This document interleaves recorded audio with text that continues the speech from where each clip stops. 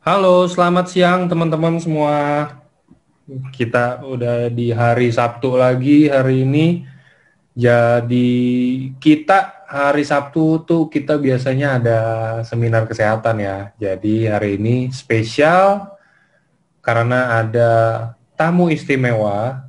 Nah, ini mungkin kalau yang ingat pas di awal tahun 2021. Jadi ini yang beliau ini yang bikin ada satu quotes yang hits di AFC. Lagi itu saya ingat uh, yang kata Hippocrates ya kalau nggak salah, yang makanan adalah obat. Nah, ini beliau yang bikin kata-kata itu dan kalimat itu hits.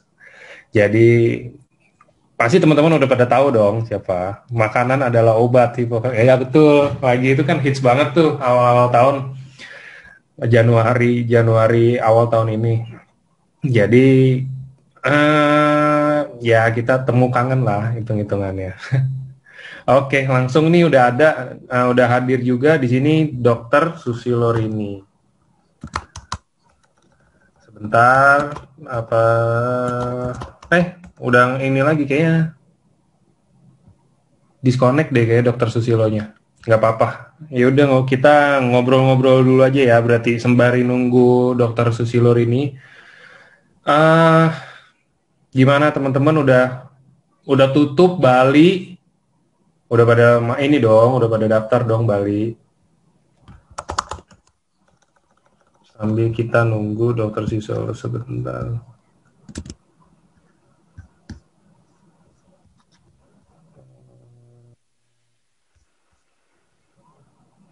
Oke.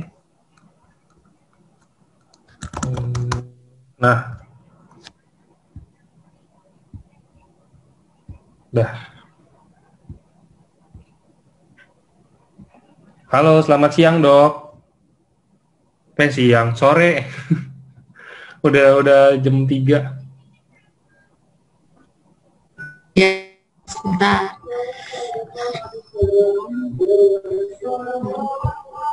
Agak gabut ya. Zoom meeting. Alhamdulillah. Sebentar, saya agak gaptek. Gak apa-apa, Dok. Kita Ya, tungguin ini semua teman-teman juga. Ya saya juga pertama gitu sih, Dok. Kalau saya lagi itu coba-coba sendiri aja. iya.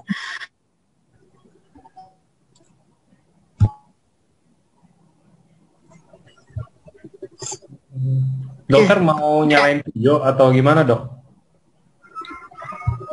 sudah. Nah, oke, Ya, sip. ya, Nah, teman-teman inget dong ini Dokter Susilo ini yang mana yang tadi saya udah bahas sedikit, ini yang kita awal tahun kita ditemenin sama dokter lagi itu ya Dok ya, yang Januari awal. Nah, jadi hari ini kita ada Dokter Susilo ini akan sedikit bahas lagi, tapi kali ini topiknya udah bukan makanan adalah obat atau apapun. Hari ini beliau akan bahas sedikit tentang cancer. Cancer bukan maksudnya bisa diobati dengan apa, dengan produk atau apa kayak gitu. Jangan salah kaprah dulu ya teman-teman ya. Itu balik lagi nih kita kalau ngelihat sekarang videonya dari dokter itu udah ada AFC 2021 level up. Jadi yang kita bahas hari ini, saya disclaimer dulu sebelumnya, bukan kita bahas cancer karena ada salah satu produk dari AFC yang bisa menyembuhkan kanker, itu bukan. Sama sekali bukan. Hari ini kita hanya mungkin nanti Dokter Susilor ini cuma sedikit edukasi ya Dok ya, sama sharing-sharing ya, gimana sih cara diagnosanya kanker. Mungkin nanti dibahas juga apa sih yang harus dilakukan kalau misalkan ada yang kena kanker dan lain-lain Dok mungkin ya. ya. Jadi insya Allah nanti saya akan bercerita tentang bagaimana kanker terjadi, kemudian bagaimana kita mengetahui dan mencegah ya sebetulnya sebelum belum terjadinya cancer ya. Kemudian nanti karena latar belakang saya dokter patologi anatomi ya, jadi nanti bisa silakan bertanya tentang misalnya tentang pap smear ya, tentang deteksi dini pada penyakit kanker ya. Oke, siap. Nah, itu teman-teman. Jadi hari ini kalau mau tanya ya nanti kita boleh ada buka sesi tanya jawab. Tapi kalau bisa kalau dokter Susinya lagi jelasin ya kalau bisa jangan tanya dulu, kita simak dulu. Siapa tahu yang kalian mau tanyakan itu akan dijelasin juga sama dokter Susi Lur ini nanti, ya kan? Jadi ngapain nanya? Mendingan kita simak dulu sampai udah selesai penjelasannya baru kita tanya. Oke. Oh, langsung mulai aja dok, silakan. Ya. Oh ya, saya izin share screen dulu ya. Boleh dok, silakan.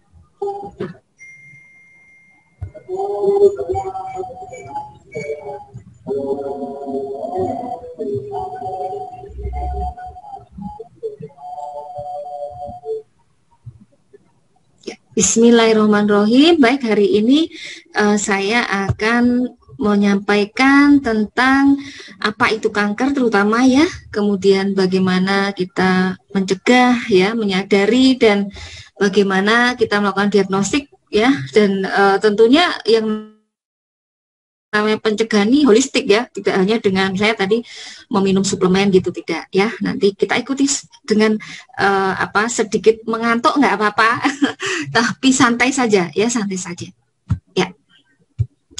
Jadi kita mencoba memahami dulu bagaimana konsep tentang penyakit ya. Mengapa kita bisa sakit? Itu dipengaruhi oleh banyak faktor ya. Dan saat ini ada konsep yang menghubungkan antara beberapa faktor terbesar yang mempengaruhi kesehatan manusia, yaitu terutama adalah keterkaitan antara usus dengan otak ya, kemudian juga tentang keterkaitan kesehatan kita ini dengan mikrobiota yang ada di dalam tubuh kita. Nah, jadi tubuh kita ini ternyata bukan hanya dibentuk oleh sel tubuh kita sendiri ya, akan tetapi di sana juga ada ekosistem yang besar yang jumlahnya melebihi sel tubuh kita sendiri, dan susunan gen mereka itu membentuk satu susunan gen yang bila disatukan itu disebut yang namanya mikrobiom gitu ya. Itu jumlahnya 150 kali lebih banyak dibandingkan gen-gen kita sendiri ya. Dibandingkan seluruh gen kita, gennya mereka itu lebih banyak dari gen kita sendiri. Nah, maka sekarang ini ada garis-garis yang menghubungkan antara mikrobiota dengan usus terutama, karena ekosistem yang paling besar adalah pada usus ya. Lalu juga dengan otak kita. Jadi mengapa penanganannya nanti tidak hanya yang meliputi menyehatkan usus begitu ya, tapi juga menyehatkan otak kita, karena neurogenesis, perilaku kita, stres itu akan mempengaruhi kesehatan kita. Nah, kemudian di sini ya, bagaimana banyak faktor yang lain mempengaruhi mikrobiota kita ya. Ini harus kita perhatikan juga. Di sini ada gen kita ya, lingkungan kita, diet kita, lifestyle kita, kemudian hormon ya, paparan zat karena industrialisasi ya, jadi karena polusi ya, polusi udara, polusi air ya, kemudian polusi cahaya, bahkan ya kalau malam hari itu banyak cahaya yang masuk ke dalam mata kita, tentu akan mempengaruhi siklus dari sel dan juga circadian ritme ya dalam tubuh kita, yang mempengaruhi kerentanan kita terhadap kanker. Nah, bakteri-bakteri, kemudian virus ya, jamur itu menghuni banyak sekali di organ tubuh kita yang bahkan tadinya dianggap steril ya. Misalnya di paru-paru dulu dianggap sebagai steril ya. Lalu di mana lagi? Di kulit ya. Jadi kulit, maka nanti dalam pencegahan kanker juga kita harus perhatikan apa yang terpapar pada kulit kita ya, terutama kalau wanita ya kanker payudara ya biasanya ya. Jadi perlu kita perhatikan, harus menggunakan sesuatu yang menjaga keseimbangan ekosistem mikrobiom ini ya, karena ternyata peranannya nanti banyak sekali akan kita pelajari ya.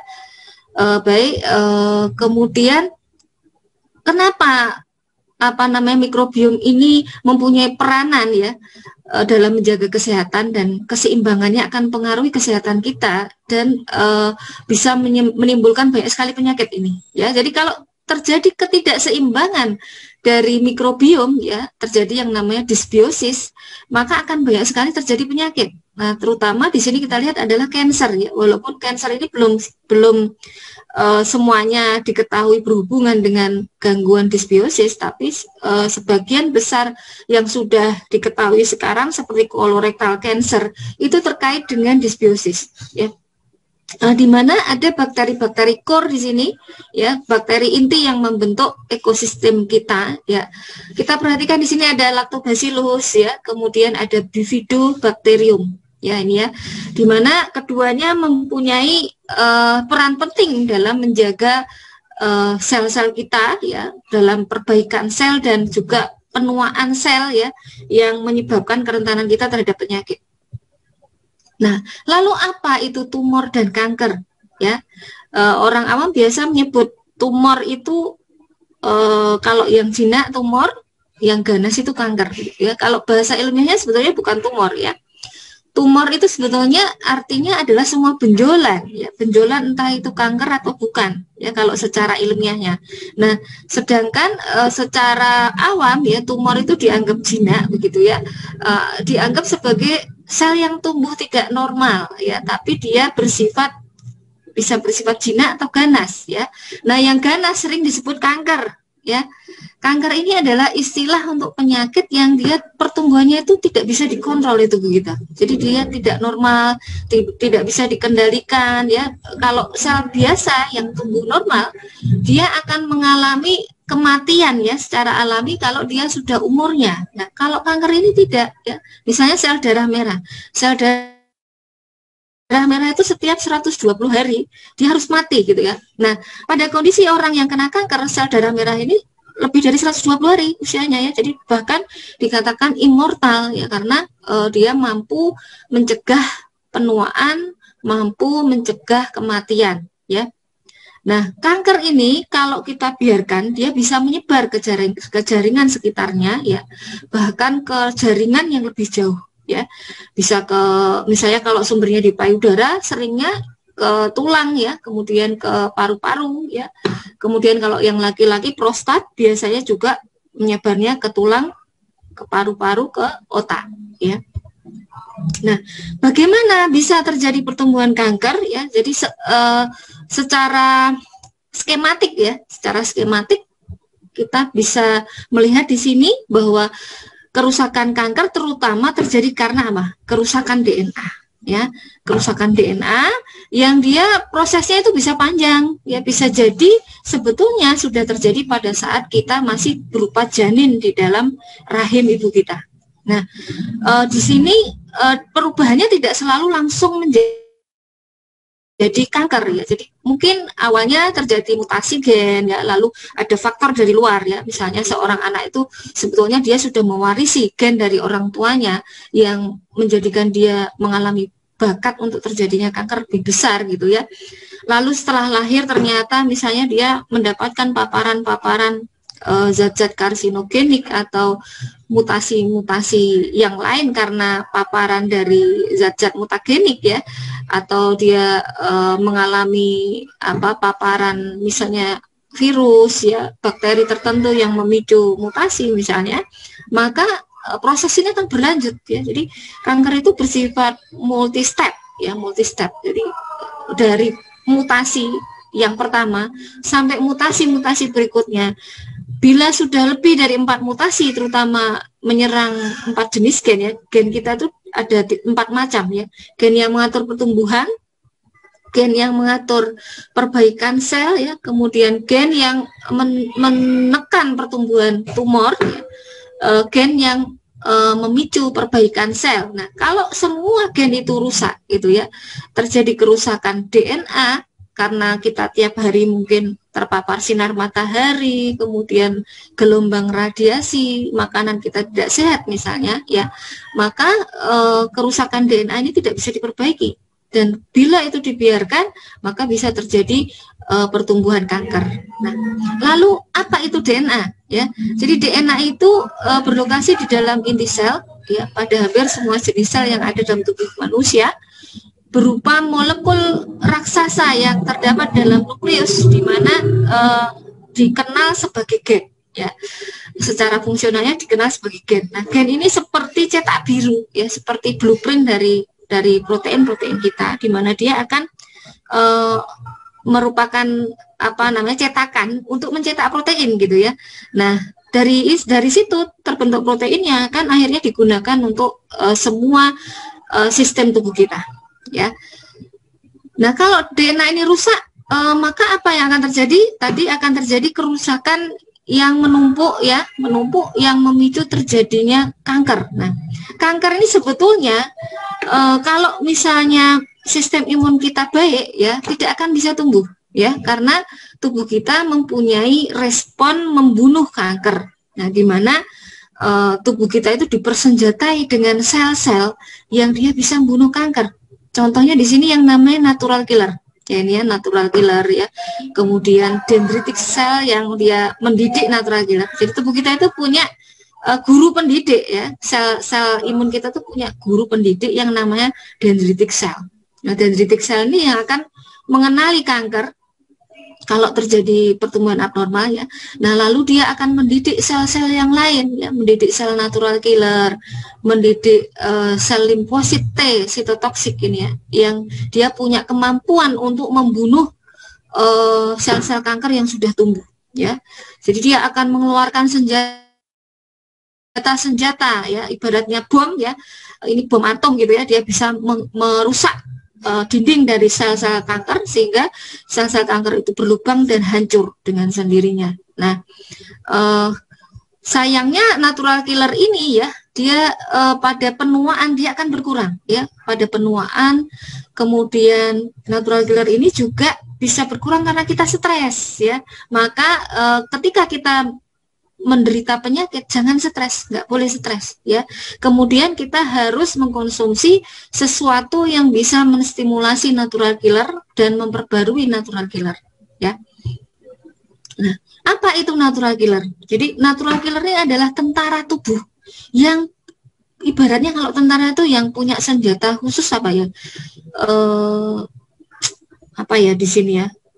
Densus 88 kali ya. Itu dia punya senjata khusus yang namanya granzim ya, granzim yang dia bisa melubangi sel-sel kanker tadi ya. Jadi ketika sel kanker itu mulai tumbuh, dia bisa melubangi dindingnya sehingga sel kanker itu akan hancur gitu ya. Jadi natural killer ini adalah salah satu jenis dari sel darah putih yang disebut limfosit sebetulnya ya, dan bagian penting dari sistem limfosit, di mana jumlahnya itu sekitar 15% dari sel-sel limfosit yang beredar dalam tubuh kita. Dan mengapa disebut pembunuh alami ya, karena dia punya kemampuan membunuh sel-sel kanker dan sel-sel yang terinfeksi virus yang tidak bisa dibunuh oleh tentara yang lain ya. Jadi dia memang seperti bala tentara yang khusus yang dia itu senjatanya memang ampuh gitu ya. Gitu. Nah, untuk menjaga sistem imun kita ini baik dan natural kita itu baik ya. Pertama, terutama adalah menjaga ekosistem kita, terutama yang terbesar di mana? Di pencernaan tadi ya. Bahkan Hippocrates sudah memperingatkan kita ya, menasihati kita ya, bahwa penyakit itu semuanya berasal dari perut ya.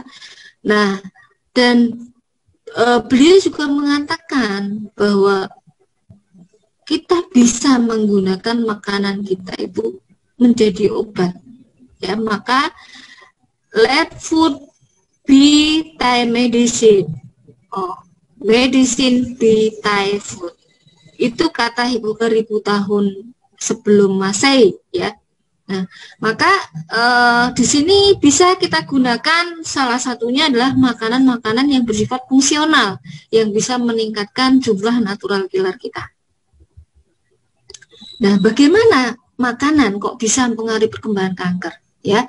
Jadi makanan itu bisa mempengaruhi perkembangan kanker. Orang yang kegemukan diketahui mempunyai risiko yang besar untuk mengalami kanker, ya.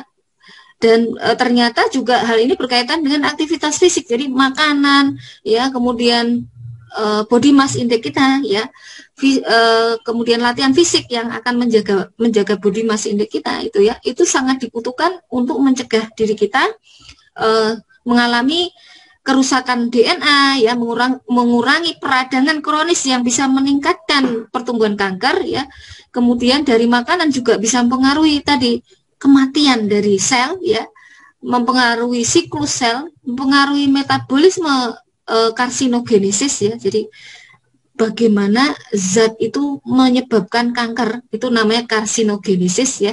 Nah, ini bisa mempengaruhi sampai ke sana, ya. Lalu mempengaruhi DNA tadi, mempengaruhi proliferasi atau pertumbuhan dari kanker, mempengaruhi hormon yang juga berpengaruh terhadap pertumbuhan kanker, dan mempengaruhi sifat biologis agresif atau tidaknya suatu kanker yang namanya diferensiasi, ya. Jadi agresif atau tidaknya suatu kanker itu perilaku biologisnya berbeda-beda, ya, disebut sebagai diferensiasi. Semakin dia baik, dia semakin mirip dengan sel asalnya, maka disebut diferensiasinya baik. Semakin buruk, maka dia disebut diferensiasinya buruk, ya. Nah, ini adalah saluran cerna yang dianggap sebagai sumber dari penyakit itu tadi. Saluran cerna ini ada lambung, kemudian ada usus halus, ada usus halus dibagi lagi menjadi duodenum, ya, kemudian ada ileum, yeyenum, gitu, ya, dan ada yang namanya kolon, ya. Nah, semuanya ini merupakan bioreaktor sebetulnya, ya, bioreaktor fermentasi sebetulnya, ya, di mana di sana dibutuhkan ada oksigen, ada air, ya kan, ada makanan, dan jumlahnya tidak boleh sampai penuh sampai ke atas. Ya, jadi di sini ada semacam katup. Ya, di sini ada semacam katup. Maka kalau makan nggak boleh terlalu kenyang. Ya, bahkan dalam Islam itu disuruh kita makan itu berhenti sebelum kenyang.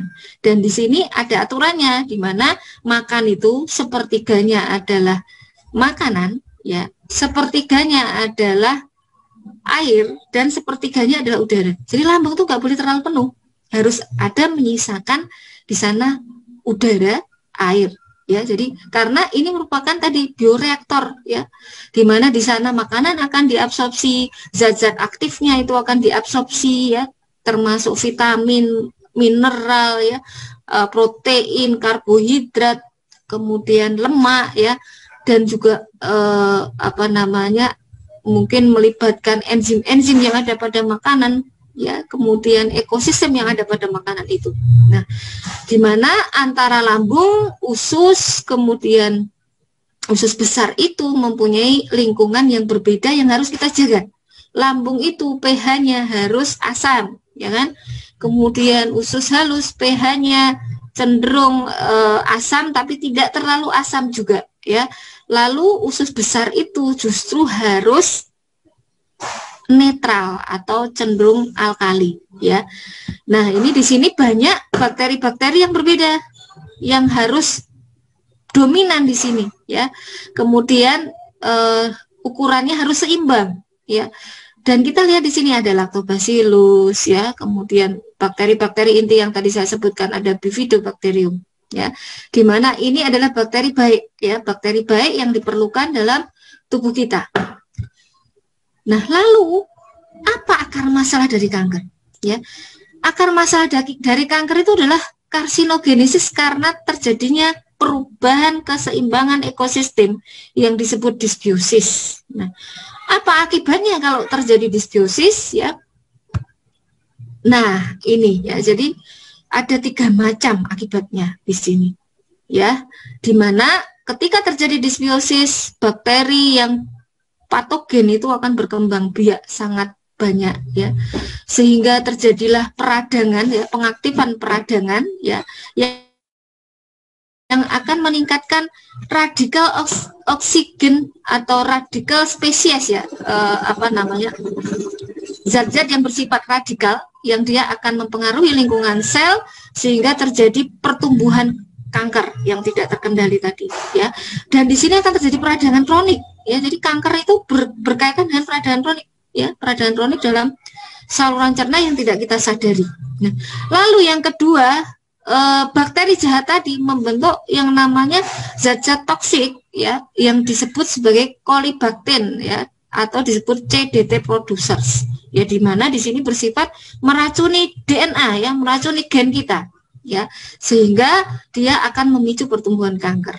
Nah, lalu juga kalau makanan kita ini tidak sehat ya, kaya dengan gula ya, atau kaya dengan zat-zat karsinogenik ya, kemudian misalnya empedu kita juga fungsinya berkurang ya, atau ada gangguan hormonal misalnya ya, maka akan terjadi peningkatan produk-produk metabolit yang dia bersifat meningkatkan karsinogenesis sehingga terbentuklah kanker ya. Nah, ini mekanismenya, penjelasannya nanti bisa dibaca ya di sini ya.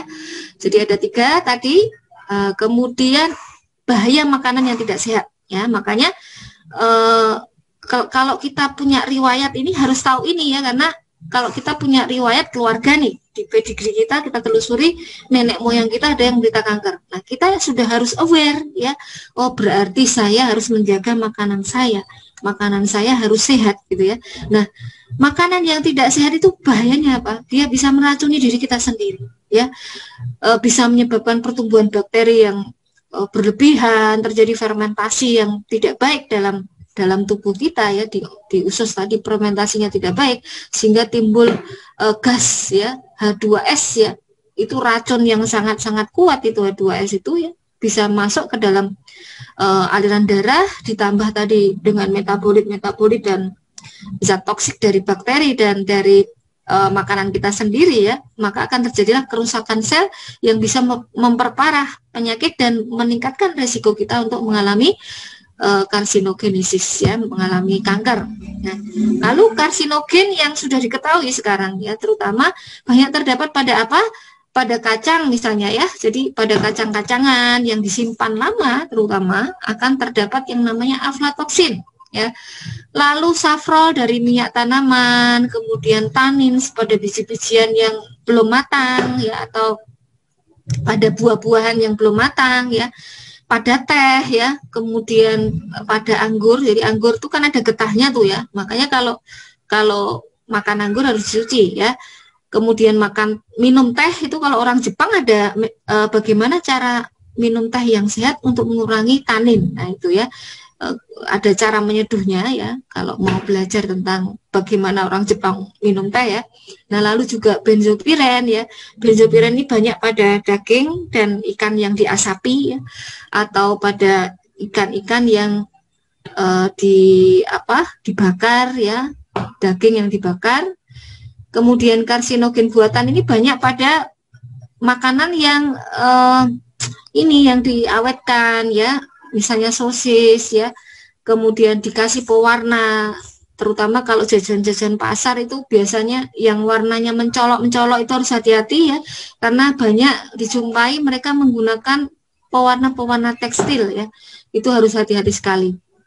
Nah, lalu sumber karsinogen yang harus kita waspadai baik dari pertanian, peternakan, sumber air ya, kemudian pengolahan makanan tadi ya, pengawetan makanan terutama ya, banyak makanan yang diawetkan dengan zat-zat yang berbahaya ya, misalnya formaldehid ya, borak ya, kemudian wadah makanan ini juga penting ya.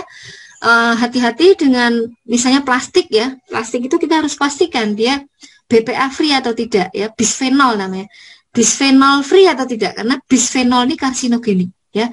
Lalu melamin juga begitu, melamin itu biasanya mengandung formalin ya. Kemudian wadah styrofoam itu juga harus hati-hati, maka ganti styrofoam itu dengan yang lebih aman, misalnya biofoam dan lebih ramah lingkungan ya. Biofoam ini bisa dibuat dari limbah, misalnya dari tebu, gandum ya, kemudian limbah dari apokat, itu bisa ya. Jadi sebetulnya kalau kita mau mengganti styrofoam dengan itu saja, itu sudah mencegah kejadian kanker yang tinggi pada negara kita ya. Nah, lalu cara memasak ini juga penting ya. Jadi cara memasak jangan dengan suhu yang tinggi ya, yang bisa menimbulkan kerusakan protein yang justru akan menyebabkan karsinogenik ya. Nah, lalu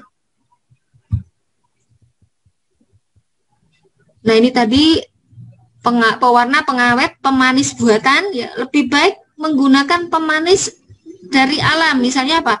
Daun stevia ya, lalu gula aren itu juga lebih baik ya, gula aren ya, lalu gula singkong ya, daripada menggunakan gula yang sudah dirafinasi ya. Jadi ganti gula dengan yang dia masih belum mengalami pengkristalan, belum mengalami pemutihan.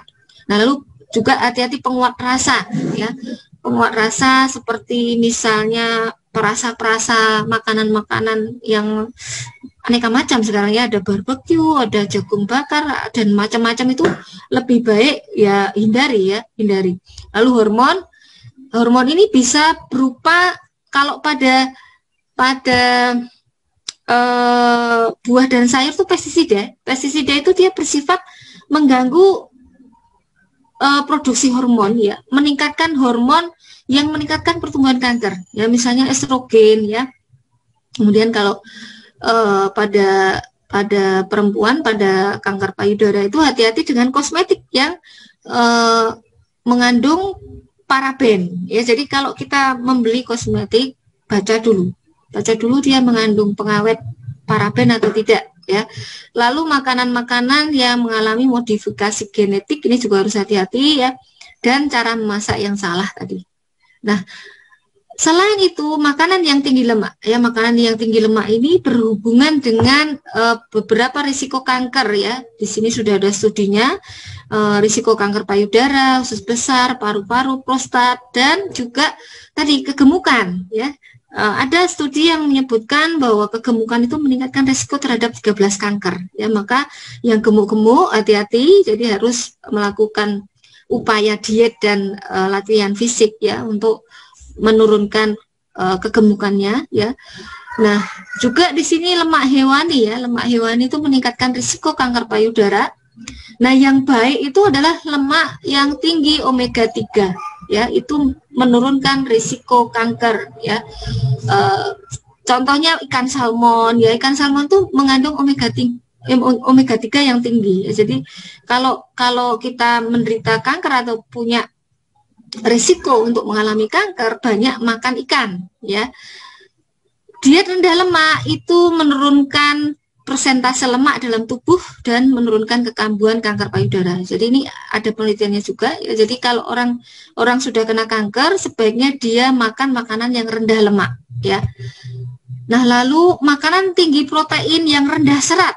Nah, ini banyak sekarang ini orang mengikuti gaya-gaya pola makan tertentu yang dia berpikir dengan protein tinggi kurang serat gitu ya, dia bisa meningkatkan massa ototnya misalnya ya.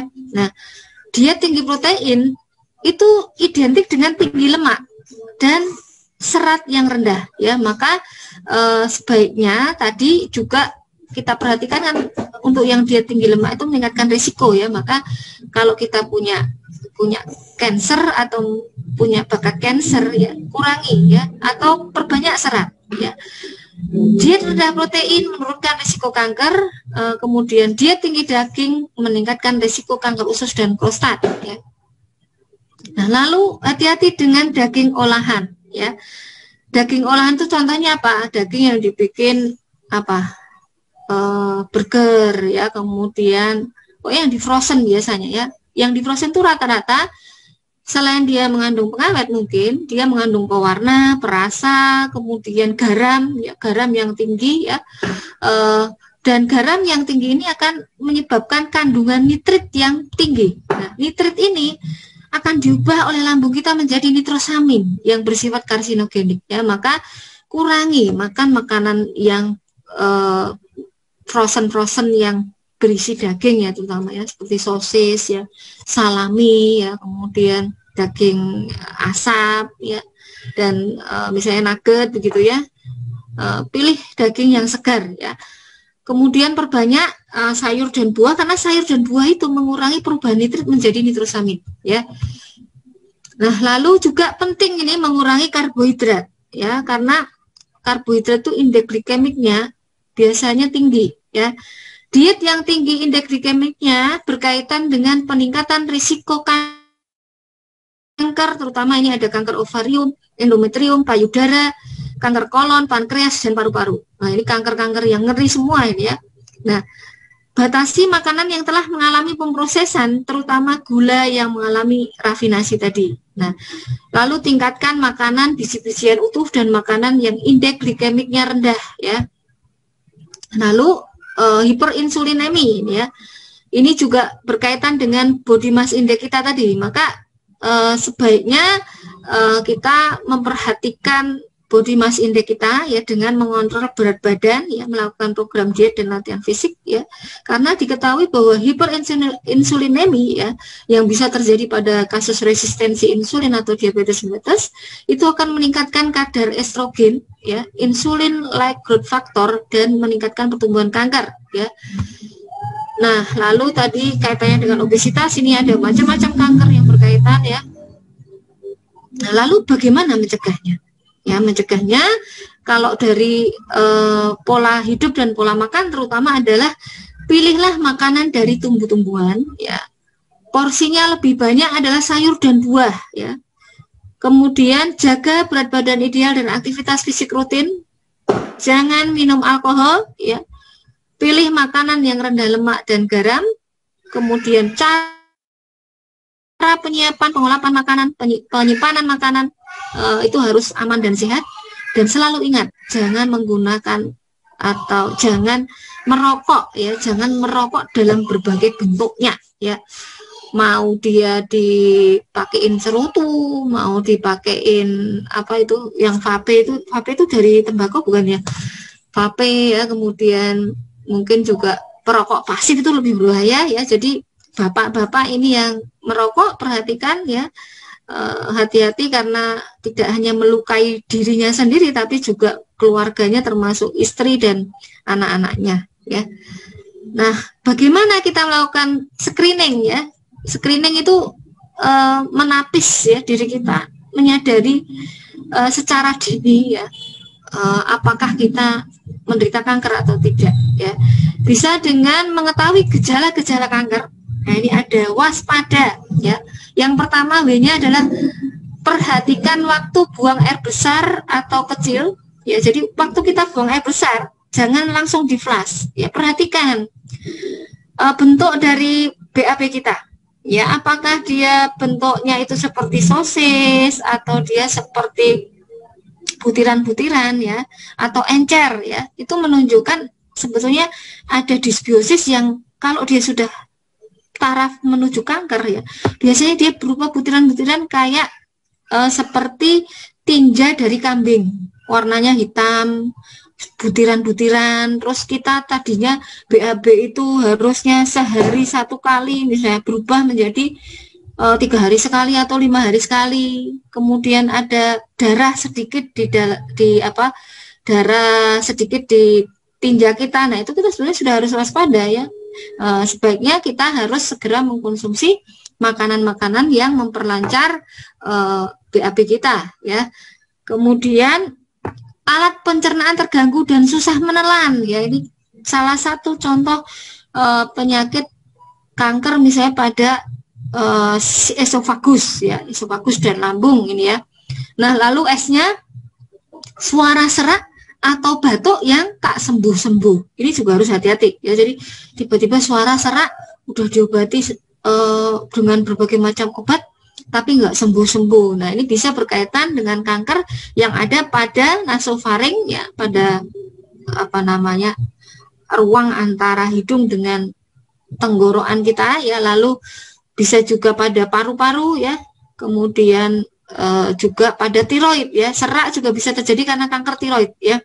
Nah, lalu payudara P-nya, ya. Payudara atau di tempat lain ada benjolan. Nah, ini perhatikan, ya. Jadi perhatikan kalau ada benjolan, ya, diperkirakan diraba, ya, apakah mudah digoyang atau tidak, ya.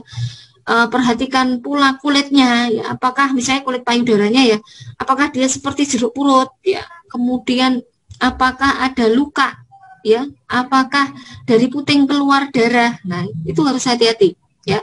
D-nya darah atau lendir yang abnormal keluar dari tubuh, ya. Misalnya tadi di puting, ya, tahu-tahu keluar darah, ya, atau lendir dari leher rahim atau vagina yang tidak seperti biasanya gitu ya, perdarahan yang tidak seperti biasanya gitu ya. Nah, lalu A-nya adanya koreng atau borok yang tidak mau sembuh-sembuh. Jadi misalnya pada kulit kita ada koreng, ada borok, ya, tidak mau sembuh-sembuh, ya. Lalu ada andeng-andeng. Nah, andeng-andeng atau tai lalat, ya, tai lalat yang warnanya tidak merata, kemudian dia gatal menjadi besar. Nah, itu harus hati-hati. Nah, lalu ada beberapa metode untuk screening, yaitu dengan metode sadari, ya, periksa payudara sendiri. Jadi kita bercermin, kita raba sendiri, ya, ada metodenya, ya. Nanti kalau mau belajar tentang itu japri saya, ya, karena di sini tidak saya sampaikan, ya. Lalu ada pap smear, ya. Kemudian ada Bischoff cat, ya. Bischoff cat ini adalah cat yang tadi untuk mengetahui kesehatan saluran cerna kita, ya. Kemudian perubahan lifestyle, ya, lifestyle. Jadi kalau pada kanker payudara terutama, ya, tadi hampir sama, ya. Hindari alkohol dan rokok, dan menyusui, ya. Jadi kalau kita menjadi ibu, susuilah anak kita, karena ternyata ada penelitian yang menyebutkan bahwa menyusui itu mengurangi resiko kanker payudara, ya. Maka kalau kita misalnya pada saat gadis nih, ya, kita ada tumor, ya, pada payudara, kalau bisa segera menikah, segera hamil, segera menyusui, ya, karena diharapkan dengan segera menikah, segera hamil dan menyusui, maka tidak terjadi pertumbuhan menjadi kanker ganas dan bahkan bisa hilang, ya. Maka kalau kita punya anak, disusui, jangan diberikan susu formula atau disusukan pada orang lain, ya. Nah, lalu hindari obesitas, ya, dan lakukan aktivitas fisik yang rutin, ya, terutama aktivitas fisik yang meningkatkan oksigen, ya, bisa dengan olah napas, ya, kemudian renang, ya, bersepeda, kemudian aktivitas-aktivitas aerobik yang lainnya, ya.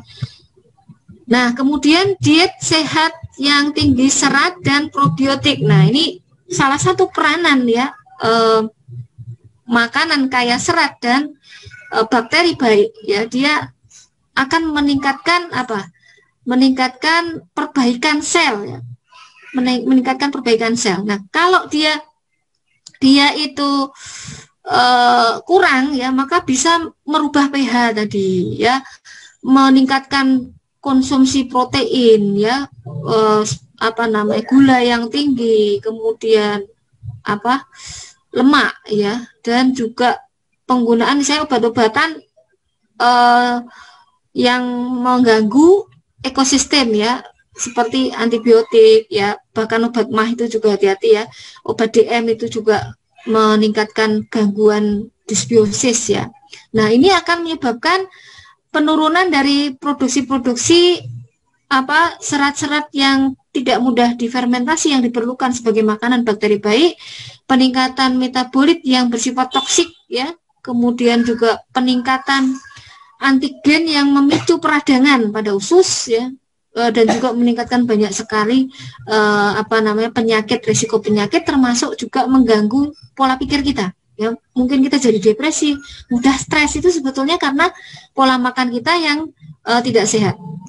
Nah, maka sayur dan buah itu penting, ya. Jadi konsumsi sayur dan buah, ya, ini diketahui bisa menurunkan risiko kanker. Kemudian diketahui juga ada hubungannya dengan kanker-kanker yang terkait hormon, ya, walaupun hubungannya itu rendah, ya. Nah, bagaimana porsinya? Ini di sini porsinya, ya, setengah dari piring kita itu adalah salad atau sayur-sayur dan buah. Nah, karbohidrat itu hanya 1/4, ya, dan jangan hanya terpanjang pada nasi, ya. Bisa juga menggunakan karbohidrat yang lain. Pilihlah karbohidrat yang kompleks, ya, misalnya ada kentang, ya, kemudian ada jagung, roti yang whole bread ya. Nah, kemudian ikan harus lebih banyak ya, atau juga biji-bijian ya, sumber protein, jamur itu juga termasuk sumber protein. Nah, telur kalau masak itu harus benar ya, telur itu ya. Kalau telurnya terlalu matang justru tidak baik ya. Jadi telur asal dimasak dengan baik itu merupakan sumber protein yang baik ya, ketimbang daging dan daging merah terutama ya, dan daging ayam ya. Nah, dan ingat dalam penanganan bahan makanan ya, kalau misalnya kita tidak yakin sayur dan buah yang kita beli itu bebas pestisida, cucilah dengan menggunakan baking soda ya. Baking soda ini penting ya. Atau cairan probiotik ya, ada cairan probiotik yang dikomersilkan untuk mencuci sayuran ya, mencuci sayur dan buah ya. Itu bisa dengan cara merendam dulu dengan baking soda, nanti bisa dibaca sendiri. Jadi selama 12-15 menit dalam larutan soda kue yang murni, yang kalau beli yang murni, yang food grade ya, biasanya di toko-toko kimia atau toko kue. Nah, ini sudah diteliti juga ya, telah diteliti bahwa penggunaan baking soda ini efektif membersihkan kotoran pada sayur dan buah. Nah, cara memasak ya, gunakan minyak sayur. Minyak sayur yang paling baik adalah zaitun ya, kemudian minyak VCO atau minyak kelapa ya. Jangan menggunakan minyak sawit atau misalnya canola, itu juga jangan ya, tapi lebih baik yang tadi saya sebutkan. Dan sebentar saja pilihlah masak yang rendah minyak ya. Jadi misalnya dengan ditumis-tumis ya, atau dikukus ya. Kalau digoreng, terpaksa digoreng ya, menggunakan alat-alat yang mengurangi minyak ya. Gunakan bumbu yang masih segar, kemudian hindari memotong sayur dengan ukuran yang terlalu kecil ya. Masak dengan cara-cara tadi yang tidak terlalu lama terkena api ya, dengan cara tumis ya. Jadi tidak boleh terlalu lama masak ya. Kemudian, nah, jadikan makanan sebagai obat, jangan jadikan obat sebagai makanan. Nah, ini beberapa zat aktif pada makanan dan sayur ya, yang dimana berkaitan dengan warnanya ya. Sayur dan buah yang berwarna merah kebanyakan dia mengandung yang namanya lycopene ya. Ini ada banyak pada tomat, pada anggur ya, kemudian pada semangka ya. Nah, ini dia bersifat terutama anti kanker ya. Sudah banyak penelitiannya pada prostat misalnya ya, dia menekan pertumbuhan kanker prostat. Nah, lalu yang berwarna ungu atau merah contohnya banyak pada anggur juga, pada buah prune, beri-berian. Nah, ini biasanya kaya dengan antosianin. Kemudian berwarna oranye, ini kaya dengan beta karotin ya, contohnya pada mangga, pada labu, pada wortel ya. Nah, yang kuning bisa juga mengandung kriptosantin ya. Nah, ini banyak pada pepaya, pada peach, pada jeruk ya. Kemudian zeaxanthin lutein yang berwarna hijau ya. Ini pada bayam, pada apokat, pada melon ya. Kemudian juga sulforafan, nah, ini pada brokoli, pada kol, pada bunga kol. Yang berwarna putih ini ada alil sulfit. Ini contohnya pada bawang-bawangan ya.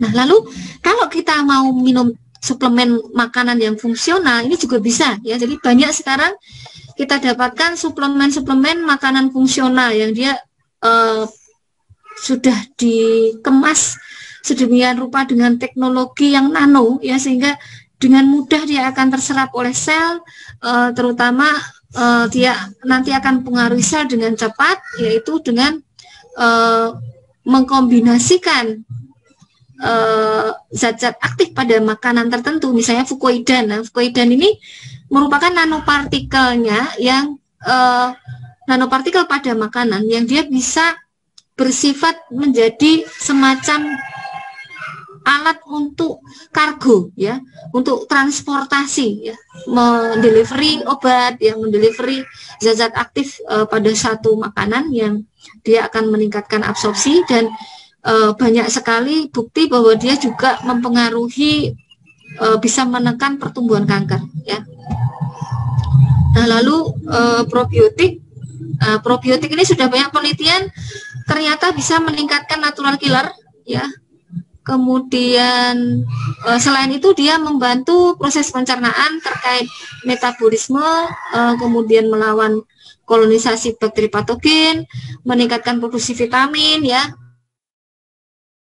dan menstimulasi sistem imun ya, bukan hanya natural killer sebetulnya ya, termasuk juga menyeimbangkan sistem imun yang terlalu berlebihan ya, membantu maturasi dan regenerasi sel, kemudian bersama dengan makanan dia akan menghambat pertumbuhan tumor terutama yang dipicu oleh karsinogen ya, melindungi materi genetik ya dari karsinogen, menurunkan produksi radikal bebas, menjadi pengencer efek karsinogen, menurunkan waktu transit di saluran cerna, kemudian menstimulasi enzim ya yang berfungsi secara fisiologis sebagai anti kanker. Nah, salah satu contohnya ini ada apa ya? Di sini ada utsukushi, di mana dia mengandung salmon DNA tadi yang apa namanya? Dia merupakan salah satu bagian dari salmon yang dia kaya dengan apa? Omega 3 tadi ya. Lalu ada L-glutation, ini adalah enzim ya, enzim yang bersifat anti radikal bebas. Nah, lalu ada kiwi, buah kiwi berwarna hijau tadi juga ya. Jadi buah-buahan yang berwarna hijau mengandung zat aktif yang dia ternyata juga sudah diteliti ini bisa mencegah pertumbuhan kanker ya, meningkatkan kematian sel kanker. Lalu viskolagen, kemudian ekstrak ekstrak nanas ini juga luar biasa. Jadi dia juga diketahui sudah banyak diteliti untuk kanker. Lalu, nah ini fucoidan ya, fucoidan dari rumput laut ya. Dan bakterinya di sini ada bakteri yang merupakan bakteri inti dari bakteri-bakteri yang menyusun ekosistem kita ya. Di mana di sini ada Bifidobacterium longum, ini juga sudah diteliti juga untuk penyakit kanker ya. Lalu laktik acid bakteria ini juga banyak diteliti untuk penderita kanker. Nah, ini pada anggur ternyata di sini juga ada di sini ya, resveratrol ya. Ini juga mempunyai kemampuan untuk menghambat pertumbuhan sel kanker dan bersifat antioksidan ya. Nah, ini kandungan ikan salmon ya. Jadi salmon itu ternyata banyak manfaatnya. Bahkan dagingnya ini ada astaxanthin namanya di sini ya. Astaxanthin, ada vitamin D. Nah, orang-orang yang menderita kanker itu rata-rata kekurangan vitamin D ya. Kekurangan vitamin D, kemudian dia juga biasanya kekurangan triptofan ya, asam amino yang dibutuhkan untuk memperbaiki sel ya. Jadi triptofan itu nanti ketika kita tidur akan diubah menjadi melatonin ya. Jadi pada saat kita tidur dulu sebetulnya tubuh kita ini memetabolisme triptofan menjadi melatonin, dan melatonin ini akan perbaiki seluruh kerusakan tubuh kita. Jadi dia akan memindai bagian mana yang rusak dalam tubuh kita, dan dia akan mengaktifkan jam biologis untuk memperbaiki sel-sel yang rusak tadi. Nah, maka rata-rata orang yang menderita kanker itu adalah orang yang suka begadang ya. Hormon melatoninnya rendah. Nah, maka jangan begadang ya, jangan begadang. Dan kalau misalnya harus begadang, makanlah sesuatu yang meningkatkan triptofan. Nah, apa itu? Protein ya, makanan-makanan tinggi protein bisa kita dapatkan pada daging ikan, pada telur ya, kemudian apokat kalau pada buah-buahan ya, pada kurma, kalau pada sayur misalnya pada kangkung ya, kalau pada buah yang lain tuh misalnya pada buah pisang. Nah, cari buah pisang yang dia kulitnya sudah agak hitam-hitam. Nah, itu sudah tinggi dengan melatonin ya. Nah, ini ada juga di sini EPA ya, asam lemak omega 3 tadi ya. Di salmon milk ada nucleic acid tadi ya. Nah, lalu tadi fukoidan. Nah, fukoidan ini ternyata dia merupakan zat yang bersifat anti kanker ya. Dia bisa meningkatkan apoptosis sel ya, kematian sel ya, terutama sel-sel kanker ya. Lalu dia juga bisa meliputi dari material yang meningkatkan aktivitas kanker ya. Jadi kalau misalnya fukoidan dicampur resveratrol, dicampur dengan bromelain dari nanas misalnya ya, dari kiwi, nah dia bisa meningkatkan aktivitas itu ya. Nah, lalu dia juga bersifat targeted ya, dia mentargetkan ligan untuk P-selectin reseptor pada kanker sel yang dia menyebabkan kanker itu akhirnya sulit bermetastasis ya. Nah, lalu dia juga digunakan saat ini untuk mendelivery secara targeted untuk obat-obat kanker targeted ya. Jadi dia digunakan untuk melapisi obat yang digunakan untuk kanker. Nah, ini luar biasa sekali ya. Nah, kiwi nih ya, kiwi ini banyak sekali manfaatnya juga ya, di mana dia bukan hanya untuk mencegah kanker ya, ternyata dia juga ini penting ya, meningkatkan balance pH kita ya. Jadi alkalin balance ya, yang menyebabkan tubuh kita akan terjaga pH-nya sehingga tidak subur untuk pertumbuhan kanker ya, memproteksi dari kerusakan DNA, membantu detoksifikasi ya, kemudian membantu melawan kanker. Nah, lalu nanas ini ya, nanas ini juga selain untuk kesehatan yang lain ya, mencegah terutama artritis, kanker, penyakit jantung ya, penyakit autoimun yang menyerang usus ini ya, kemudian demensia pikun karena Alzheimer, infeksi juga ya, contohnya pada difteri itu bisa juga dengan kita cegah dengan jus nanas ya. Kemudian peradangan pada sendi dan otot. Nah, ini sudah banyak penelitiannya, walaupun untuk penerapannya pada manusia mungkin harus dilakukan penelitian lebih lanjut ya. Mungkin dari saya itu saja. Ada yang mau bertanya? Silakan kalau mau bertanya. Ya, teman-teman, ini baru mulai dibuka sesi tanya jawabnya. Boleh kalau yang mau tanya-tanya. Ini saya bantuin dulu ya, Dok. Mungkin ya. Ini tadi udah ada yang tanya sedikit. Ada banyak banget yang minta dijelasin lagi. Tadi kan dokter ada bahas gimana sih cara masak yang benar. Maksudnya masak.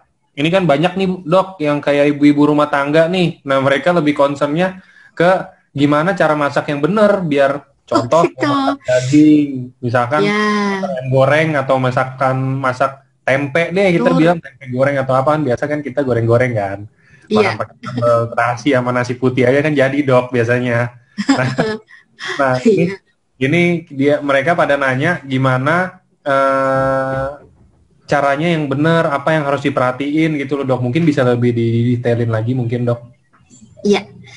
Jadi dari mulai mencucinya itu harus kita perhatikan ya. Kalau kita beli sayur, kita beli buah, apalagi kalau itu yang enggak organik, rendam dulu ya. Jadi siapin air ya, kira-kira 1 liter lah ya. Terus tambahi tadi baking soda 2 sendok makan, aduk sampai larut, rendam dulu sekitar 15 sampai 20 menit.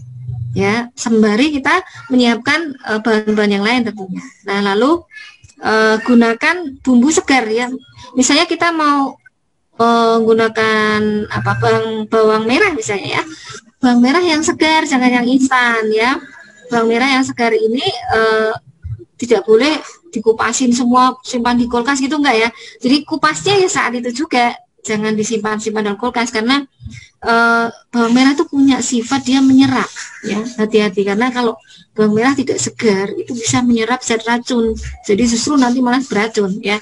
Maka perhatikan bawang merah harus dikupas pada saat itu juga ya. Lalu kemudian juga Kalau bawang putih enggak ya, bawang putih bisa, misalnya kita mau kupas dulu nggak apa-apa, kalau bawang merah jangan. Nah, lalu juga perhatikan berjamur atau tidak bahan-bahan makanan kita ya, karena jamur itu salah satunya aflatoksin, itu termasuk karsinogen ya, maka perhatikan expired date-nya ya. Jadi kalau menyimpan makanan tuh label, dikasih label ya. Kemudian kalau kita menggunakan bahan beku, nah ini harus dicairkan dulu, jangan langsung dimasak pada kondisi beku ya. Cara pencairannya dengan memindahnya dari freezer ke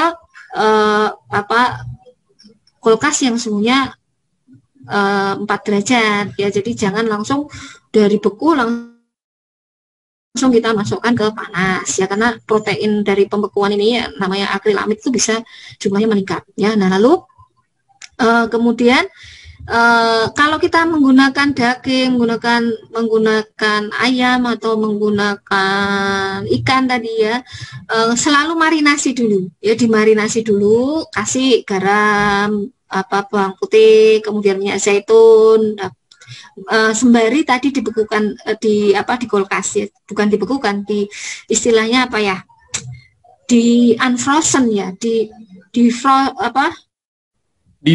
dong. Defrost ya. Di defrost ya. Nah, masukkan ke wadah yang tertutup dan di bawahnya ada ini. Kan sekarang banyak tuh dijual yang ada bawahnya ada kayak tataannya sehingga cairan darahnya itu nanti turun. Ya, beli yang seperti itu penyimpanannya. Taruh di kulkas, ditata di situ. Nah, tunggu sembari tadi sayur-sayurnya direndemi gitu ya. Nah, lalu masak yang tidak membutuhkan pemasakan yang lama menggunakan bahan yang aman ya. Misalnya kalau kita milih panci yang non-stick ya, cari yang non-stick yang coatingnya itu bukan dari ini bahan yang berbahaya ya. Misalnya menggunakan marble coating atau granit itu lebih bagus ya gitu. Nah, kalau mau yang dia punya efek pressure kan cepet ya, kalau pressure ya. Pressure itu ya pakai ini semacam, saya boleh sebut merek ya, semacam Happy Call itu ya. Kalau saya senjata saya Happy Call ya. Ya walaupun coatingnya dia masih belum dari granit ya, asal nggak digores nggak apa-apa sih, nggak tergores-gores gitu ya.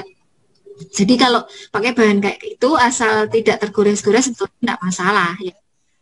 Kemudian kalau daging yang kira-kira dia butuh masak lama ya dikasih dulu dibungkus pakai daun pepaya biasanya kalau saya untuk mengumpulkan daging ya, atau dengan diolesi dengan parutan nanas ya kan, tadi nanas salah satunya dia punya efek mengurangi radikal bebas ya, maka dioles-oles dulu marinasinya itu dengan nanas, tapi nggak boleh terlalu lama karena nanti seratnya jadi terlalu empuk juga nggak enak kan gitu ya. Nah, terus jeruk nipis itu juga salah satu senjata dapur kita ya. Jeruk nipis itu dia pengawet alami, jadi kalau kita misalnya nanti mau masak nanti gitu ya, dikasih aja jeruk nipis. Nah, jeruk nipis itu juga mengurangi bau-bau nggak sedap.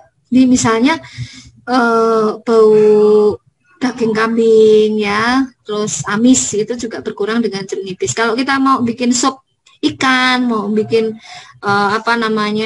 kukus ikan itu kan dengan jeruk nipis itu nggak habis ya. Jahe ya, jadi perbanyak bumbu-bumbu yang begitu ya, jadi jangan instan-instan ya, belinya yang instan gitu ya. Nah, kemudian apinya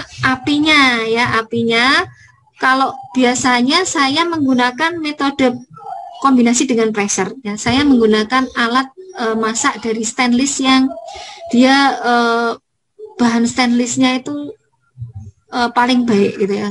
Kalau di Indonesia ya yang murah itu Panci Bima itu. Maaf saya sebut merek lagi ya. Saya bukan salesnya Panci Bima tapi ya tapi menurut saya bahan itu sudah aman dan terjangkau gitu ya, terjangkau. Kalau yang stainless yang lain tuh mahal-mahal rata-rata ya. Jadi pakai stainless lebih baik karena mengurangi masuknya aluminium ke dalam makanan kita, karena aluminium ini berbahaya ya.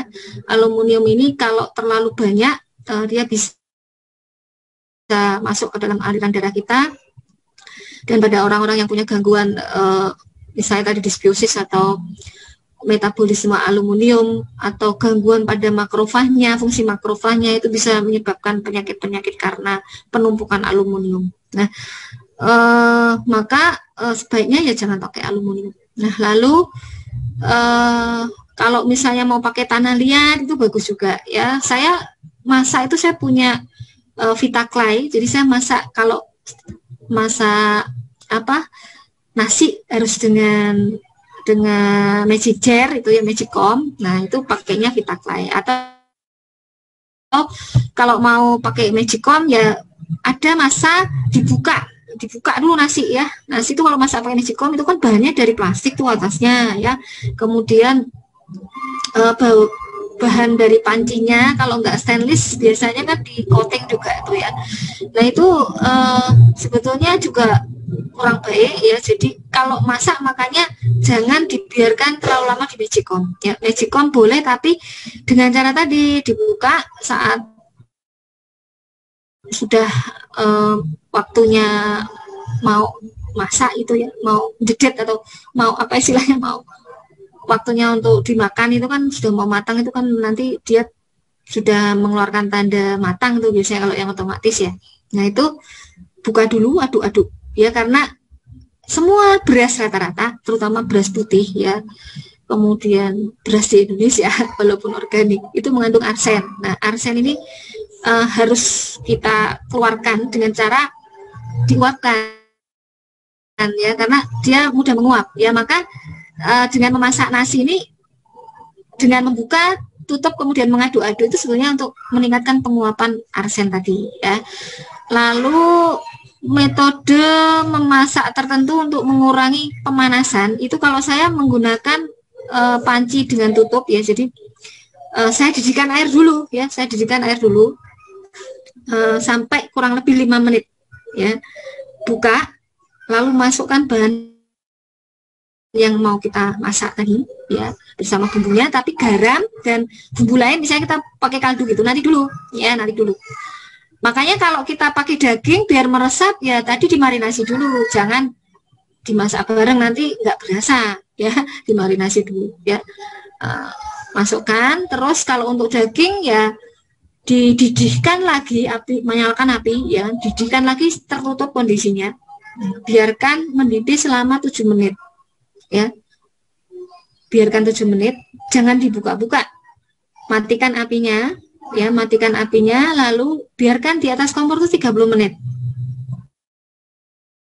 sambil kita siapkan yang lain lah ya, Nah, lalu 30 menit baru boleh kita mau nambah apa yang lain gitu ya, misalnya mau kita tambah sayur biar nggak melodrok ya, biar nggak terlalu lunak ya. Nah, lalu mau kita tambah bumbu yang lain misalnya ya, terus tutup, nyalakan lagi kalau untuk daging kurang lebih 5 menit.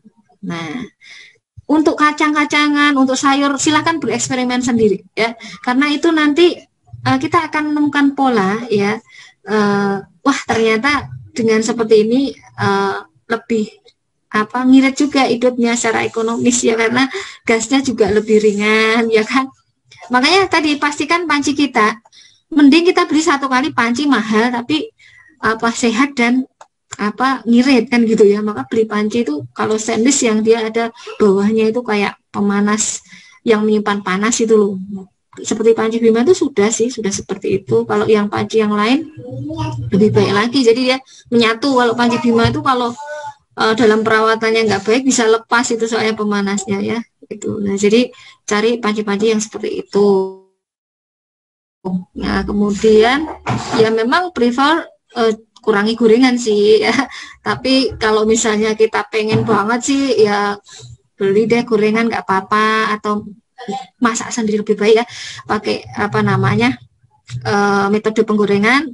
Kalau saya punya alat untuk mengurangi ya kerigetan dan juga bahan yang berbahaya dari minyak itu, saya pakai yang namanya air fryer ya, tapi pastikan air fryer yang wattnya rendah dan plastiknya itu BPA free ya. Kemudian cara memasaknya juga harus benar ya. Kalau pakai air fryer tetap diberi minyak, tapi minyak zaitun atau minyak dari kelapa ya. Sekarang banyak minyak kelapa itu yang bagus-bagus kok minyak kelapa produksi dalam negeri itu ya. Jadi daripada impor kita cari canola oil atau apa sunflower oil ya. Kalau zaitun kan masih impor ya kita ya. Minyak VCO atau minyak kelapa itu lebih bagus ya. Jadi terutama kalau saya biasanya kalau air fryer itu saya menggunakan untuk misalnya goreng ayam ya, ayam yang sudah diungkep, ayam yang sudah dibumbuin terlebih dahulu. Kalau ayam yang belum ini ya lama ya. Kemudian kurangi kayak junk food itu ya, kayak kentang goreng beku itu kan rata-rata dia mengandung nitrit yang tinggi ya, karena digarami kemudian dibekukan itu. Dan kentang itu punya ini zat yang namanya akrilamid itu ya, jadi harus dikurangi makan seperti itu. Nah, kalau terpaksa makan seperti itu nggak usah stres ya, nggak usah stres. Kompensasinya kita harus makan sayur dan buah yang lebih banyak gitu aja. Kalau perlu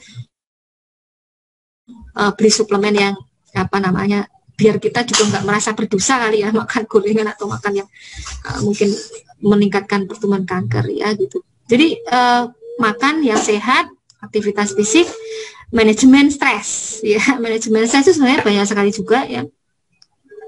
Masak itu termasuk juga manajemen stres, karena ada orang masak itu dengan hobi ya, karena hobi masak itu jadi dia ngurangi stres ya.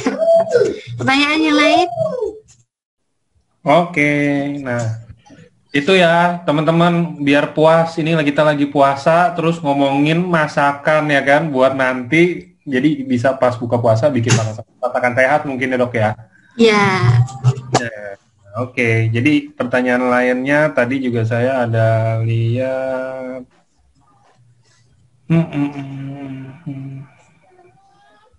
Deh, ini jangan makanan lagi deh teman-teman. Masih banyak pertanyaan lain, ini makanan semuanya dok. Ini ada nih yang tanya, bra. Waduh, ini bra. Jadi memang benar. Jadi bra itu sebaiknya cari yang tidak menekan ya, kan payudara.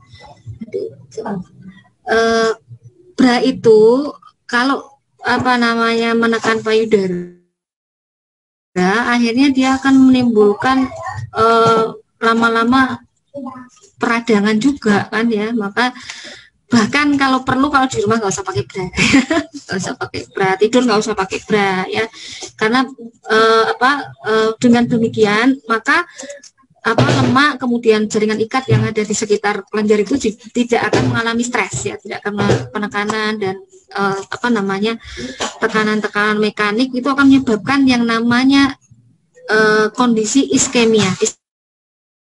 Iskemia itu kekurangan oksigen. Nah, kanker itu suka dengan lingkungan yang rendah oksigen ya. Dia biasanya tumbuh pada lingkungan yang rendah oksigen, dan dia bisa menciptakan lingkungan rendah oksigen gitu ya. Jadi makanya jangan tambah dengan kekurangan oksigen ya. Bahkan kalau pakai masker juga harus ada periode, misalnya kita melepaskan masker ya, karena pakai masker terus-menerus lebih dari 3 jam itu meningkatkan CO2 yang masuk dalam tubuh, menimbulkan lingkungan sel yang cenderung asam ya. Dan juga kalau pada orang yang sudah ada bakat kanker harus hati-hati, karena biasanya kanker itu sangat sensitif dengan kekurangan oksigen ya. Maka ada tuh yang sekarang lagi viral tuh hiperbarik oksigen terapi ya, itu salah satu mekanisme untuk meningkatkan oksigen ya, bisa dicoba juga itu ya.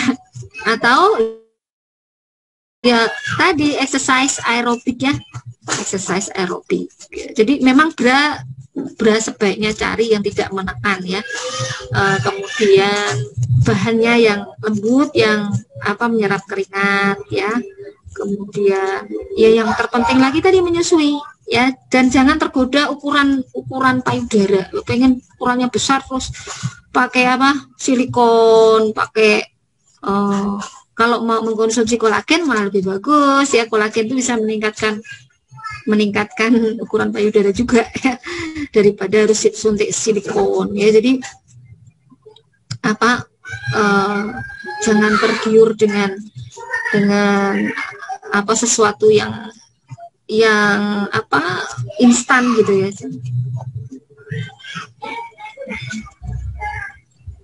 Ada pertanyaan lagi nih, apa? Makanan. Jadi ini ada yang tanya lagi.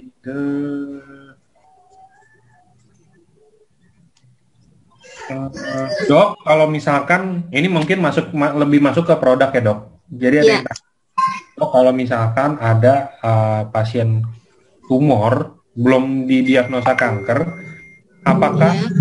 apakah kenapa harus konsumsi Subarasi dan Utsukushi? Sedangkan dari dokter-dokter yang pernah berbicara, semua merekomendasikan untuk Utsukushi katanya. Nah, mungkin pertanyaan gini dok, saya persingkat. Kalau misalkan ada pasien kanker dok, lebih bagusnya kalau menurut dokter konsumsi Utsukushi atau Subarasi atau bahkan dicampur, misalkan dikombinasi entah itu siang dan malam atau gimana. Dan mungkin bisa di-sharing sekalian dok, berapa takarannya versi dokter. Ya, jadi begini ya, kita tuh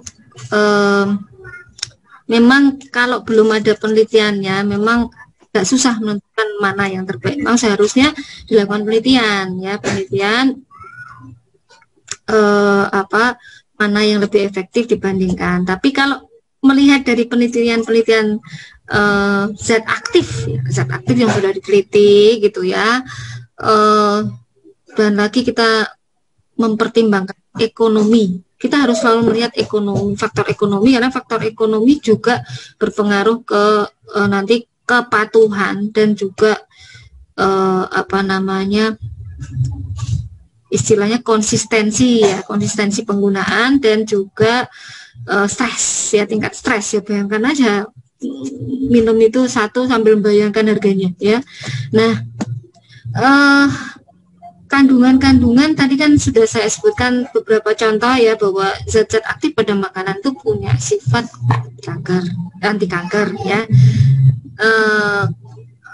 Kalau dari melihat yang ada pada Utsukushi dan Subarasi ya, Utsukushi ini pun sudah diteliti secara in vitro pada sel kanker kan ya, sudah ada bukti awalnya itu ya. Nah, mungkin butuh penelitian lebih lanjut, tapi setidaknya karena dia berupa suplemen makanan fungsional gitu ya. Kalau misalnya itu digunakan pada penderita kanker mungkin tepat ya, karena kan kandungannya tadi dia ada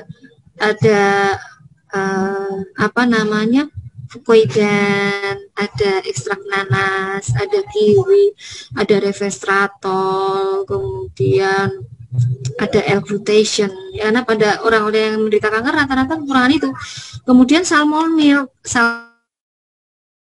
itu kandungannya dari penelitian yang sudah ada, dia mengandung bukan hanya omega 3 ya, bukan hanya omega 3, tapi juga ada magnesium. Magnesium ini penting dalam metabolisme vitamin D ya, dan di mana vitamin D ini penting dalam perbaikan sel, dalam sistem imun ya. Jadi kalau Subarasi itu cenderung untuk regenerasi karena dia mengandung stem cell, mengandung peptida yang berasal dari stem cell ikan ya, dari marin placenta ya, kemudian ada ekstrak tumbuhannya juga tapi dari tomat ya mungkin perlu diteliti lagi kalau itu kombinasi ya, tapi sebaiknya kalau bisa dengan Utsukushi ya Utsukushi dulu gitu ya. Jadi dan lebih tepatnya mungkin kalau melihat dari kandungannya Utsukushi ya kalau untuk kanker ya. Oke, mungkin itu menjawab teman. Tadi ada yang nanya kan teman-teman. Sama ini ada yang tanya, ini pertanyaan yang menurut saya kalau saya sih udah sering ketemu ya dok. Mungkin ya. Udah tahu nih. Ini ada yang tanya gini dok. Kalau kita ngomongin tentang paten ya. SOP Subarasi itu kita SOP 100 plus dan SOP Subarasi kita udah ada paten namanya regenerasi sel. Apakah kalau misalkan saya kena kanker, terus saya kemoterapi, setelah saya kemoterapi saya konsumsi Subarasi. Nah, apakah sel kanker yang udah let's say kita bilang tidur karena kemoterapi, apakah jadi diregenerasi lagi sama Subbarasi? Nah, itu. Ya. Jadi begini, sel kanker itu ada perilaku yang bermacam-macam, ya. Misalnya kanker payudara, ada macam-macam jenis kanker payudara, tidak semuanya dia sensitif terhadap sinyal hormon, ya. Yang ditakutkan itu kan karena kalau seperti Subbarasi itu meningkatkan insulin growth factor, ya. Karena insulin growth factor itu meningkatkan pertumbuhan kanker kan gitu. Nah, memang harus diperhatikan faktor-faktor individu ini, ya. Jadi kalau misalnya dia kankernya jenisnya yang sensitif terhadap hormon, sebaiknya jangan pakai, ya. Sebaiknya jangan pakai Subbarasi maksudnya. Ya, kalau usuk-usik silakan, ya. Kalau misalnya dia tidak ada sensitivitas terhadap hormon, ya mungkin bisa dipertimbangkan, tapi ingat, ya, pemberiannya setelah kita pastikan bahwa kankernya mungkin sudah bersih gitu, ya, atau dia sudah membaik. Nah, itu untuk meregenerasi sel-sel yang normal yang rusak, ya. Tapi tentu tidak terus menerus, ya. Ada pertimbangan untuk melakukan maintenance, karena memang yang sensitif sekali dengan insulin growth factor ini, tetap kita harus berhati-hati, apalagi kalau belum diteliti ke sana, ya. Jadi memang semuanya butuh penelitian.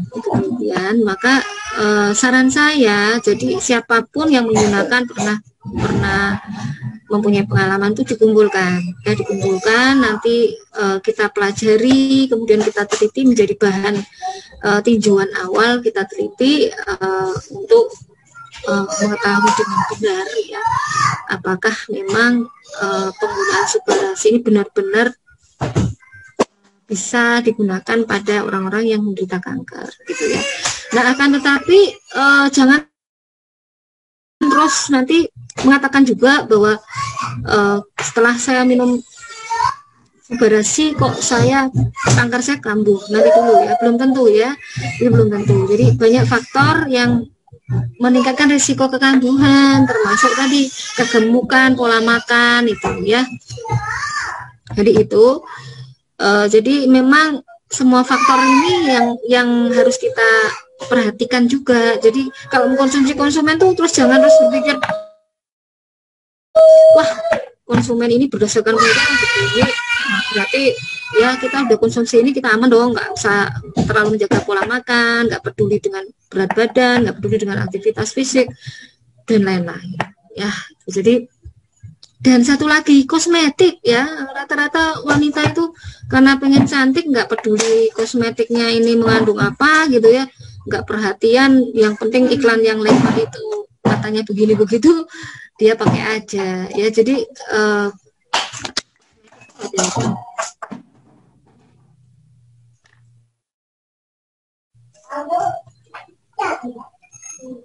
ya, oke, ya. Kita lanjut ke pertanyaan. Ini mungkin kita masuk ke beberapa pertanyaan terakhir, ya, Dok, ya. Soalnya pertanyaannya rata-rata sama kan. Jadi yang rame banget itu tadi pas dokter bahas tentang masakan, langsung rame banget, Dok, yang chat nanya-nanya semuanya. Dan tadi udah semuanya terjawab. Nah, jadi sekarang kita cari pertanyaannya lagi, Dok.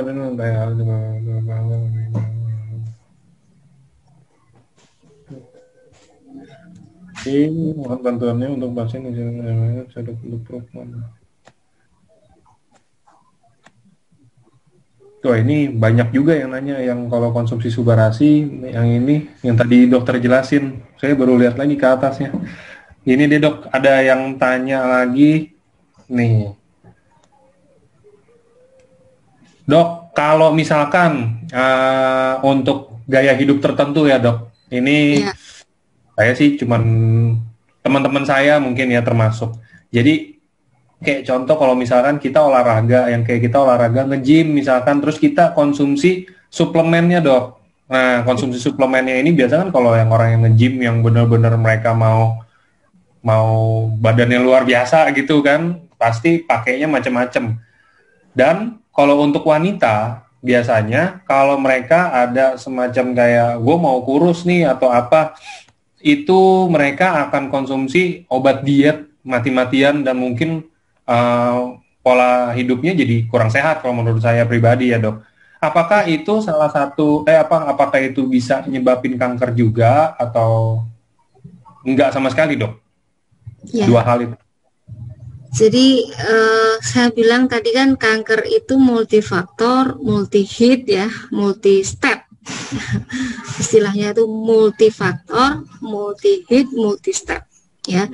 Paparan pertama kali mungkin dalam janin ketika ibu kita hamil itu, ya itu mungkin baru nanti kita tua baru muncul gitu ya, pertama kali misalnya ya. Nah, jadi suplemen diet ini makanya kita harus tahu ya dia cara kerjanya bagaimana, komposisinya apa. Jadi selalu baca dan pelajari dulu, jangan langsung percaya ya. Lalu cara kerjanya terutama ya, suplemen diet yang alami tentunya akan lebih baik ya, terutama yang meningkatkan bakteri baik tadi ya. Kemudian juga harus diimbangi dengan pola makan yang sehat, pola hidup yang sehat. Sebenarnya kalau mau konsumsi suplemen-suplemen sih nggak masalah, asal dia sudah terbukti aman, punya izin edar gitu ya. Yang namanya izin edar itu kan sudah menunjukkan bahwa suplemen itu sudah melewati kajian kan ya, sudah melewati kajian. Nah, jadi dalam menggunakan suplemen harus secara holistik ya, kita menempatkannya hanya sebagai ibaratnya komplementer ya, komplement hanya pembantu lah ya, jadi bukan yang utama, karena yang utama justru pola hidup dan pola makan, manajemen stres gitu ya, aktivitas fisik gitu, itu pentingnya. Biasa kalau kita hidup di negara-negara maju atau di lingkungan yang stressful gitu ya, kegemukan itu sekarang meningkat ya, kegemukan itu sekarang meningkat karena orang cenderung kerja terus duduk kerjanya, nggak ada aktivitas, terus nanti makannya juga seenaknya sendiri, junk food gitu ya. Itu yang lebih penting daripada suplemen sebetulnya ya. Banyak minum air putih itu juga bagus, karena salah satu tanda kita metabolismenya baik itu kalau urin kita itu baik ya, kecukupan air kita baik ya. Jadi selain tadi saya bilang selalu perhatikan BAB kita ya, buang air besar kita itu, bahkan dalam Islam itu ada Nabi Muhammad tuh menyebutkan kalau kamu bisa BAB 2 kali sehari itu seperti kamu memiliki dunia, karena apa, sehat artinya gitu. Ekosistem khususnya sehat ya. Jadi memang BAB itu yang baik pagi, malam mau tidur itu udah bersih ya, karena biar konsentrasi untuk memperbaiki sel itu benar-benar berjalan. Dan satu lagi tidur siang, penting ya, tidur siang. Kemudian kalau tidur matikan lampu ya, matikan lampu, karena hormon melatonin tadi ya yang berfungsi untuk memperbaiki sel itu baru bisa diproduksi kalau retina kita nggak kena cahaya ya. Maka kalau mata kita kena cahaya pada malam hari, mengapa cahaya itu disebut polusi ya? Karena ya itu salah satunya mengganggu hormonal kita, mengganggu circadian ritme gitu ya. Maka kalau malam tuh matikan lampu ya. Di Jepang kayaknya ada program pematian lampu deh, bener nggak? Coba deh nanti cari tahu. Setahu saya kok ada ya sekarang, karena dianggap polusi sekarang cahaya itu ya. Cahaya di malam hari itu dianggap polusi ya. Oke.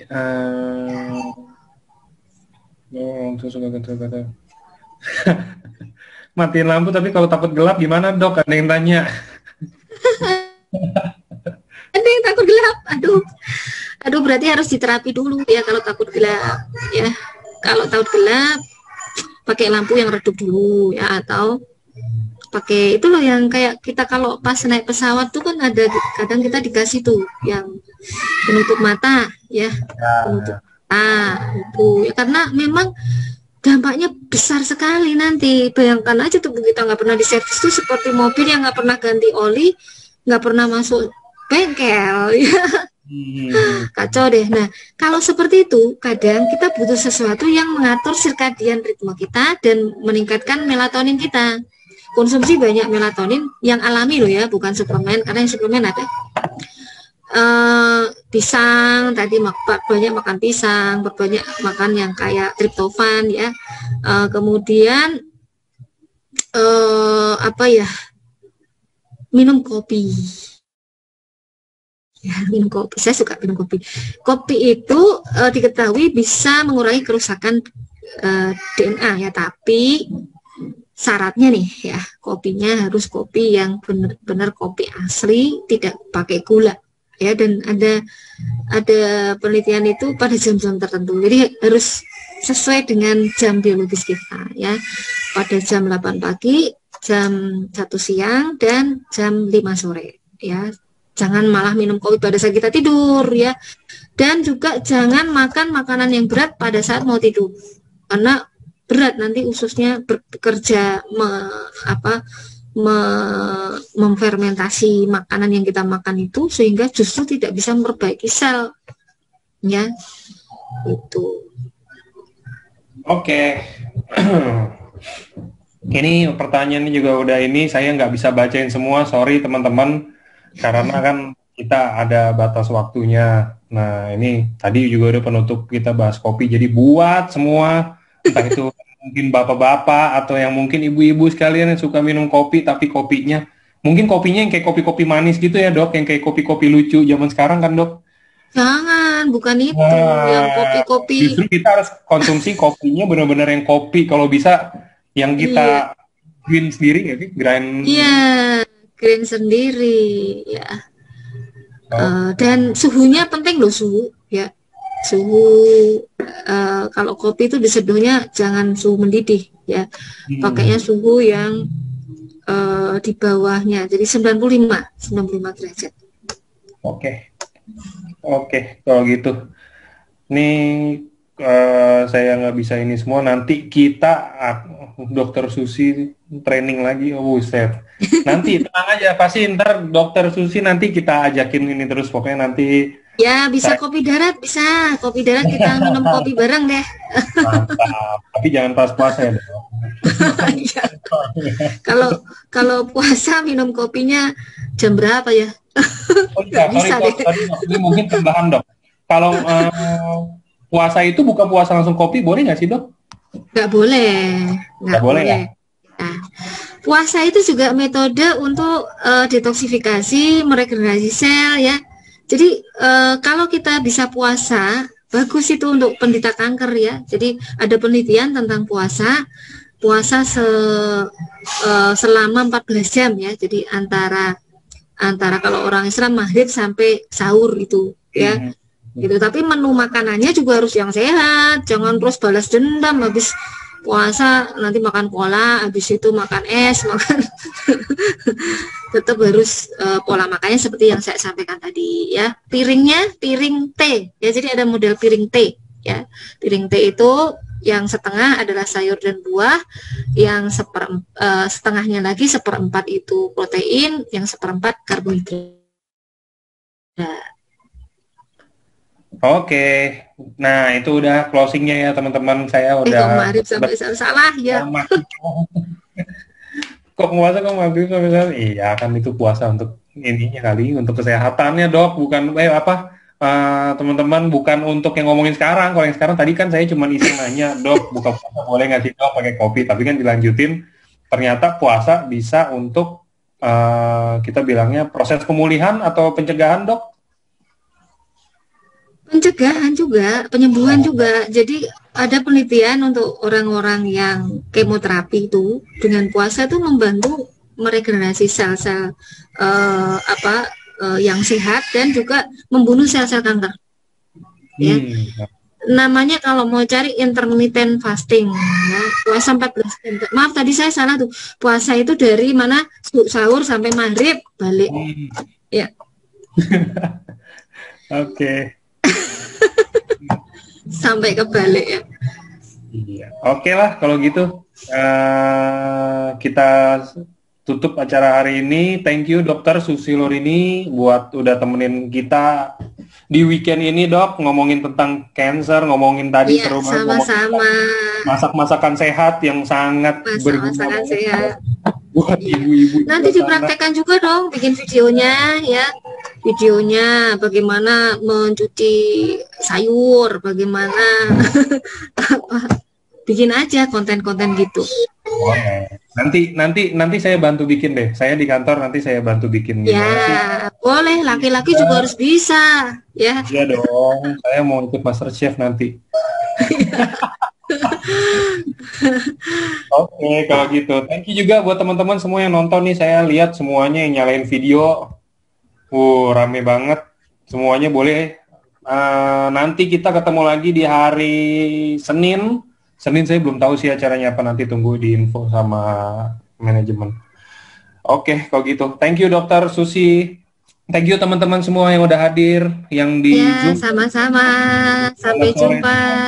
Ya. Selamat buka puasa satu-satu. Buka puasa ya. Oke, dadah semuanya. Thank you, Dok. Ya, Assalamualaikum.